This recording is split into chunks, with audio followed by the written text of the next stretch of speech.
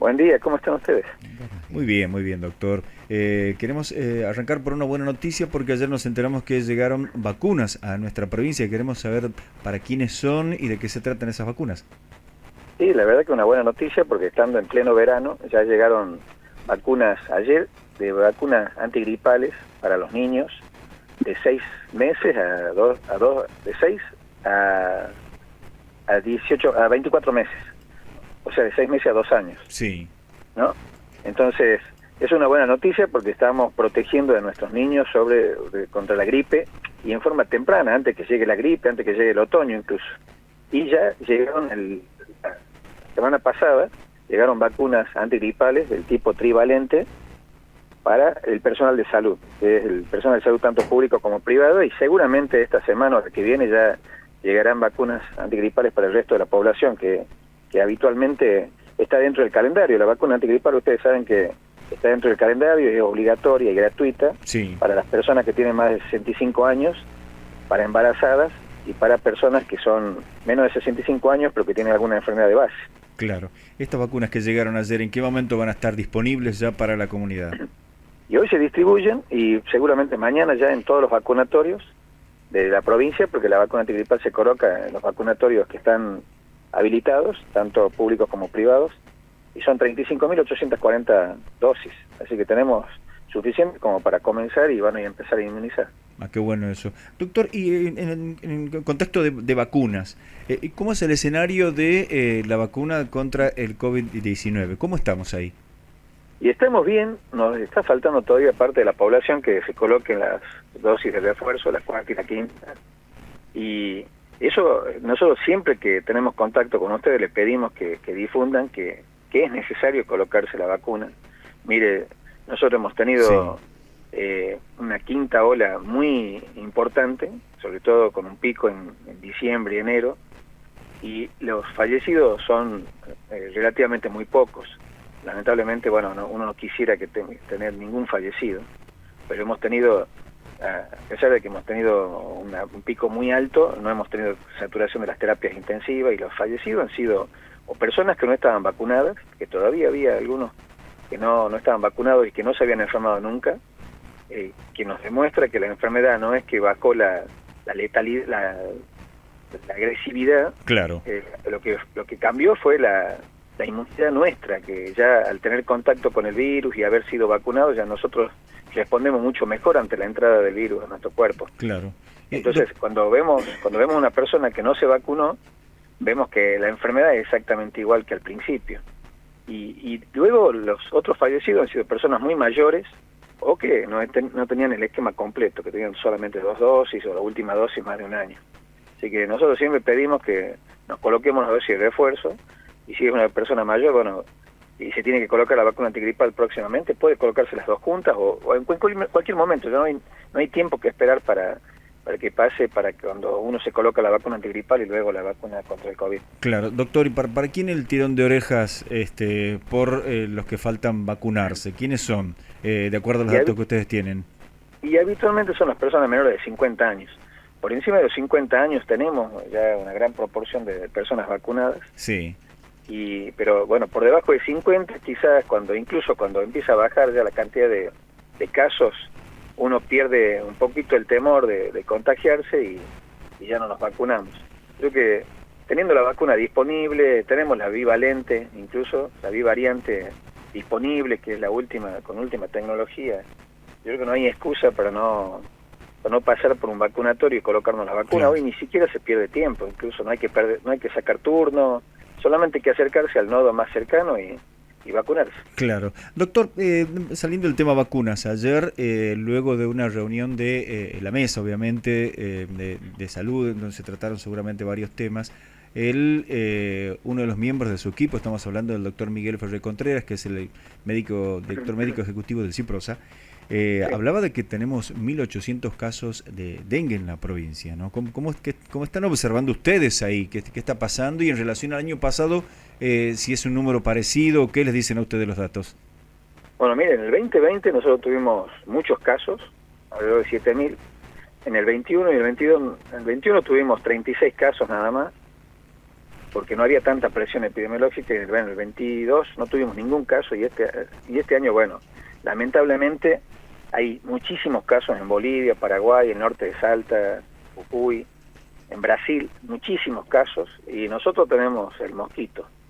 Por lo tanto, era suficiente con que llegue una persona con COVID, con dengue, perdón, sí, y que, bueno, que los pique los mosquitos, demore la consulta, como es que lo que ocurrió, y de pronto ya hay muchas personas contagiadas.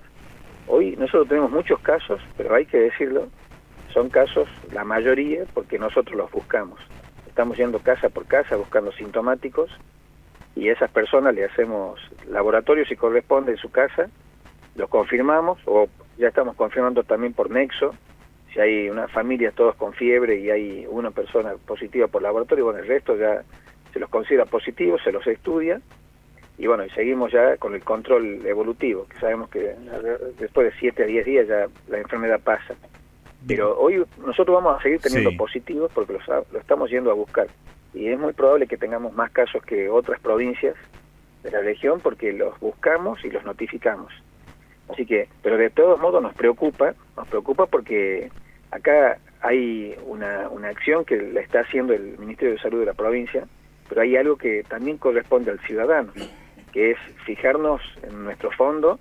Mire, le doy un ejemplo, nosotros vamos a controlar los positivos, las personas que ya saben que tienen dengue, y vamos a la casa y encontramos en el fondo larvas de mosquito en recipientes que están con agua, a pesar de que sabemos que tenemos que darlo vuelta nada más, es la única acción que le estamos pidiendo.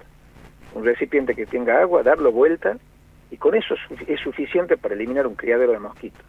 Entonces, acá necesitamos que todos tomemos conciencia que para frenar esta enfermedad, lo que tenemos que hacer es dentro de nuestra casa, eliminar todos los criaderos de mosquitos. Y por supuesto, lo que hay fuera de la casa, en los patios, en las plazas, en algún otro lugar, bueno, eso ya corresponde al gobierno local. E incluso tomamos nosotros la posta de hacerlo cuando vemos que hay demora en esa acción. Así que yo creo que hoy tenemos que tomar todos conciencia. El dengue está focalizado fundamentalmente en Lules y en la parte de la capital. En otros lugares de la provincia hemos tenido un solo caso o dos que se lo focalizó, se tomaron acciones muy rápidas y no volvimos a tener casos en algunos lugares, como Buruyacú, por ejemplo.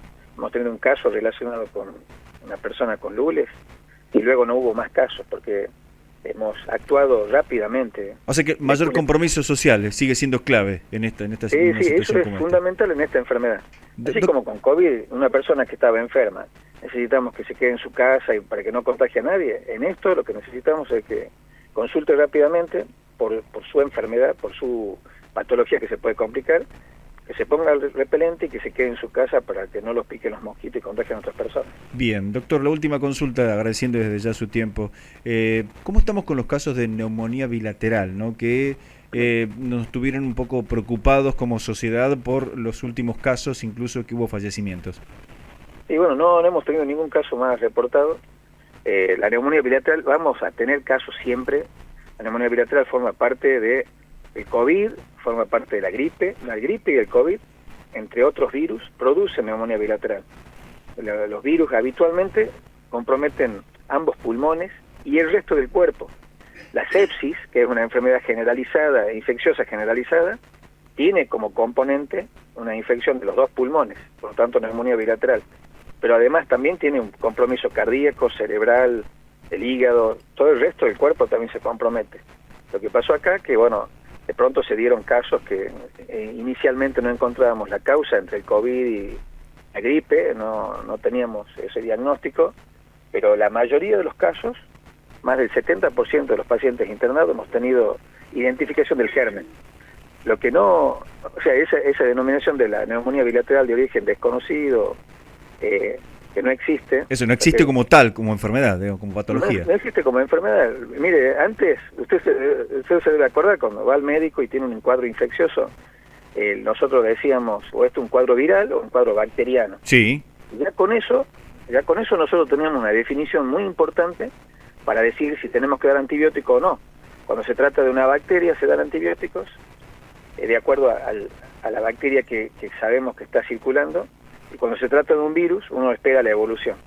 Esa es la distinción que hacemos nosotros cuando estamos ante un paciente. Bien. Pero hoy queremos identificar con nombre y apellido la bacteria o el virus, y eso a veces no se puede dar porque se pierde la ventana. Si yo consulto 10 días después, mire, con COVID mismo, yo tengo un COVID, me hago el análisis, puedo detectar el virus hasta los 5 a 7 días. Luego ya no.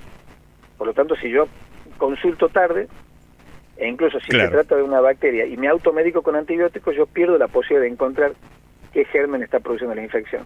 Por lo tanto, neumonía bilateral, si hay algún problema donde nos tenemos que cuidar como sociedad, lo vamos a comunicar. Así que se queden tranquilos. Sí, le pedimos que cuando haya alguien en la familia que está enfermo, con alguna enfermedad infectocontagiosa, no importa que no sea COVID, cualquier enfermedad que produzca fiebre, que provoque fiebre, tos, secreción, es contagiosa. Por lo tanto, los cuidados que habíamos aprendido para COVID, como el barbijo, la higiene de manos, quedarse en su casa, lo tenemos que hacer también, porque también puede contagiar, y no solamente a los niños, sino también a las personas mayores. Bien, doctor. Muchísimas gracias por este tiempo para el B12. Que tenga buen día. Bueno, buen día, ¿no? Y muchas gracias por el contacto. No, por favor, a usted. Estuvimos dialogando con el doctor Luis Medina Ruiz, ministro de Salud de la provincia.